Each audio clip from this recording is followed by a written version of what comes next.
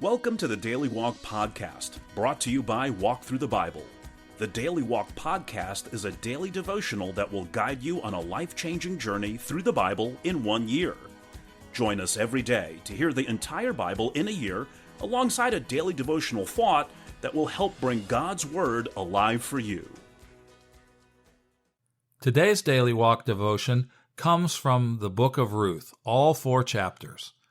The book of Ruth provides a beautiful interlude of love in the period of the judges in Israel, an era marked by immorality, idolatry, and war. The heartwarming account of devotion and faithfulness tells the story of Ruth, a Moabite widow who leaves her homeland to live with her widowed Israelite mother-in-law in Bethlehem. God honors her commitment by guiding her to the field of Boaz, a near kinsman, where she gathers grain and eventually finds a husband. The book closes with a brief genealogy in which Boaz's name is prominent as the great-grandfather of King David and an ancestor of Jesus. Now let's listen to the book of Ruth. The book of Ruth, chapter 1. In the days when the judges ruled, there was a famine in the land. So a man from Bethlehem in Judah, together with his wife and 2 sons, went to live for a while in the country of Moab. The man's name was Elimelech. His wife's name was Naomi. And the names of his 2 sons were Mahlon and Chilion. They were Ephrathites from Bethlehem, Judah. And they went to Moab and lived there.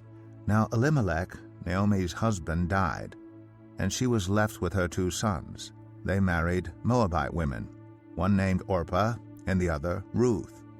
After they had lived there about 10 years, both Mahlon and Chilion also died, and Naomi was left without her 2 sons and her husband.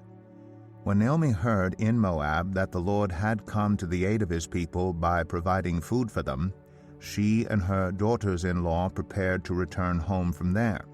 With her 2 daughters-in-law, she left the place where she had been living and set out on the road that would take them back to the land of Judah.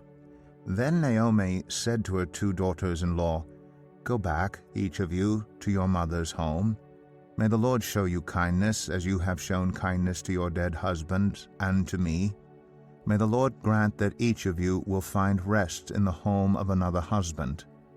Then she kissed them goodbye, and they wept aloud, and said to her, "We will go back with you to your people." But Naomi said, "Return home, my daughters. Why would you come with me? Am I going to have any more sons? Who could become your husbands? Return home, my daughters. I am too old to have another husband. Even if I thought there was still hope for me, even if I had a husband tonight and then gave birth to sons, would you wait until they grew up? Would you remain unmarried for them? No, my daughters, it is more bitter for me than for you, because the Lord's hand has turned against me." At this they wept aloud again. Then Orpah kissed her mother-in-law goodbye, but Ruth clung to her. "Look," said Naomi, "your sister-in-law is going back to her people and her gods. Go back with her." But Ruth replied, "Don't urge me to leave you or to turn back from you. Where you go, I will go, and where you stay, I will stay. Your people will be my people, and your God my God. Where you die, I will die, and there I will be buried. May the Lord deal with me, be it ever so severely, if even death separates you and me." When Naomi realized that Ruth was determined to go with her, she stopped urging her. So the 2 women went on until they came to Bethlehem. When they arrived in Bethlehem, the whole town was stirred because of them. And the women exclaimed, "Can this be Naomi?" "Don't call me Naomi," she told them. "Call me Mara, because the Almighty has made my life very bitter. I went away full, but the Lord has brought me back empty. Why call me Naomi? The Lord has afflicted me. The Almighty has brought misfortune upon me." So Naomi returned from Moab, accompanied by Ruth the Moabite, her daughter-in-law, arriving in Bethlehem as the barley harvest was beginning. Ruth 2. Now Naomi had a relative on her husband's side, a man of standing from the clan of Elimelech, whose name was Boaz. And Ruth the Moabite said to Naomi, Let me go to the fields and pick up the leftover grain behind anyone in whose eyes I find favor?" Naomi said to her, "Go ahead, my daughter." So she went out and entered a field and began to glean behind the harvesters. As it turned out, she was working in a field belonging to Boaz, who was from the clan of Elimelech. Just then Boaz arrived from Bethlehem and greeted the harvesters. "The Lord be with you." "The Lord bless you," they answered. Boaz asked the overseer of his harvesters, "Who does that young woman belong to?" The overseer replied, "She is the Moabite who came back from Moab with Naomi. She said, 'Please let me glean and gather among the sheaves behind the harvesters.' She came into the field and has remained here from morning till now, except for a short rest in the shelter." So Boaz said to Ruth, "My daughter, listen to me. Don't go and glean in another field, and don't go away from here. Stay here with the women who work for me. Watch the field where the men are harvesting and follow along after the women. I have told the men not to lay a hand on you, and whenever you are thirsty, go and get a drink from the water jars the men have filled." At this she bowed down with her face to the ground. She asked him, "Why have I found such favor in your eyes that you notice me, a foreigner?" Boaz replied, "I've been told all about what you have done for your mother-in-law since the death of your husband, how you left your father and mother and your homeland and came to live with a people you did not know before. May the Lord repay you for what you have done. May you be richly rewarded by the Lord, the God of Israel, under whose wings you have come to take refuge." "May I continue to find favor in your eyes, my Lord," she said. "You have put me at ease by speaking kindly to your servant, though I do not have the standing of one of your servants." At mealtime Boaz said to her, "Come over here, have some bread and dip it in the wine vinegar." When she sat down with the harvesters, he offered her some roasted grain. She ate all she wanted and had some left over. As she got up to glean, Boaz gave orders to his men, "Let her gather among the sheaves and don't reprimand her. Even pull out some stalks for her from the bundles and leave them for her to pick up, and don't rebuke her." So Ruth gleaned in the field until evening. Then she threshed the barley she had gathered, and it amounted to about an ephah. She carried it back to town, and her mother-in-law saw how much she had gathered. Ruth also brought out and gave her what she had left over after she had eaten enough. Her mother-in-law asked her, "Where did you glean today? Where did you work? Blessed be the man who took notice of you." Then Ruth told her mother-in-law about the one at whose place she had been working. "The name of the man I worked with today is Boaz," she said. "The Lord bless him," Naomi said to her daughter-in-law. "He has not stopped showing his kindness to the living and the dead." She added, "That man is our close relative. He is one of our guardian redeemers." Then Ruth the Moabite said, "He even said to me, 'Stay with my workers until they finish harvesting all my grain.'" Naomi said to Ruth her daughter-in-law, "It will be good for you, my daughter, to go with the women who work for him, because in someone else's field you might be harmed." So Ruth stayed close to the women of Boaz to glean until the barley and wheat harvests were finished, and she lived with her mother-in-law. Ruth 3. One day Ruth's mother-in-law Naomi said to her, "My daughter, I must find a home for you, where you will be well provided for. Now Boaz, with whose women you have worked, is a relative of ours. Tonight he will be winnowing barley on the threshing floor. Wash, put on perfume, and get dressed in your best clothes. Then go down to the threshing floor, but don't let him know you are there until he has finished eating and drinking. When he lies down, note the place where he is lying. Then go and uncover his feet and lie down. He will tell you what to do." "I will do whatever you say," Ruth answered. So she went down to the threshing floor and did everything her mother-in-law told her to do. When Boaz had finished eating and drinking and was in good spirits, he went over to lie down at the far end of the grain pile. Ruth approached quietly, uncovered his feet, and lay down. In the middle of the night something startled the man. He turned, and there was a woman lying at his feet. "Who are you?" he asked. "I am your servant Ruth," she said. "Spread the corner of your garment over me," since you are a guardian redeemer of our family?" "The Lord bless you, my daughter," he replied. "This kindness is greater than that which you showed earlier. You have not run after the younger men, whether rich or poor. And now, my daughter, don't be afraid. I will do for you all you ask. All the people of my town know that you are a woman of noble character. Although it is true that I am a guardian redeemer of our family, there is another who is more closely related than I. Stay here for the night, and in the morning, if he wants to do his duty as your guardian redeemer, good, let him redeem you. But if he is not willing, as surely as the Lord lives, I will do it.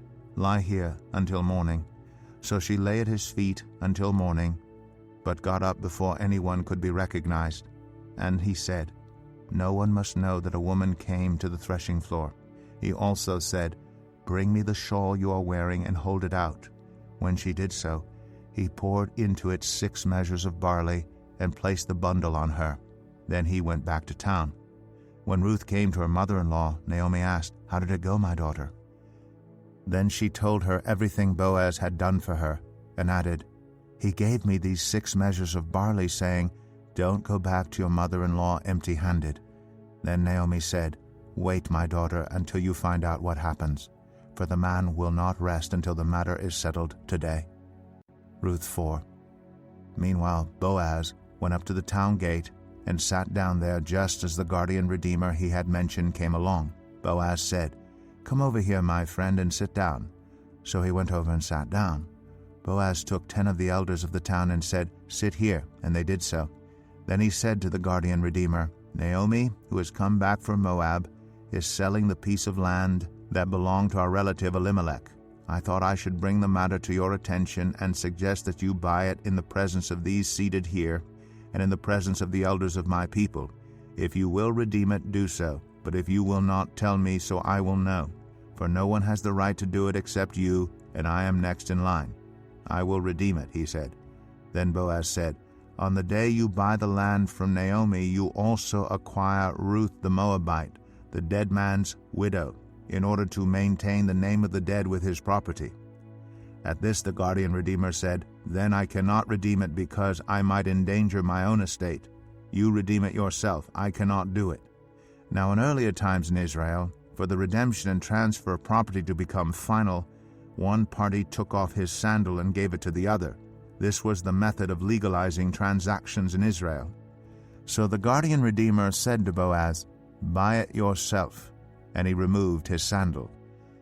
Then Boaz announced to the elders and all the people, "Today you are witnesses that I have bought from Naomi all the property of Elimelech, Chilion, and Mahlon.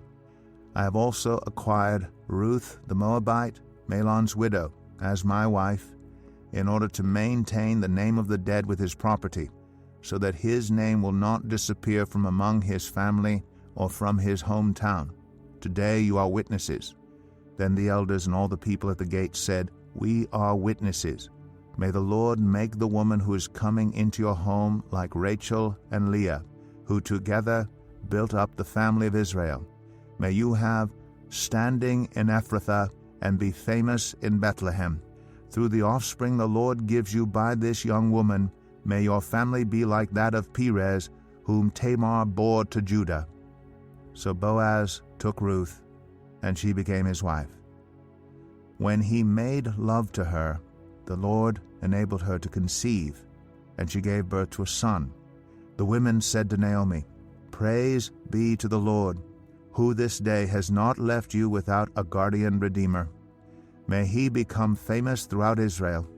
He will renew your life and sustain you in your old age. For your daughter-in-law, who loves you and who is better to you than 7 sons, has given him birth." Then Naomi took the child in her arms and cared for him. The women living there said, "Naomi has a son," and they named him Obed. He was the father of Jesse, the father of David. This then is the family line of Perez. Perez was the father of Hezron, Hezron the father of Ram, Ram the father of Amminadab, Amminadab the father of Nahshon, Nahshon the father of Salmon, Salmon the father of Boaz, Boaz the father of Obed, Obed the father of Jesse, and Jesse the father of David. And now here's our Daily Walk devotional thought for today. It really is true that love is more readily demonstrated than described.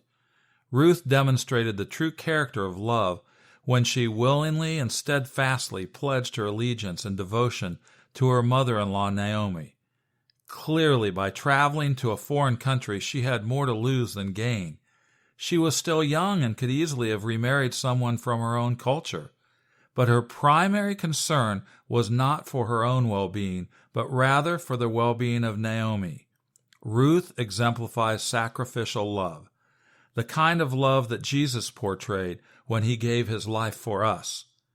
How can you give of yourself sacrificially to someone around you?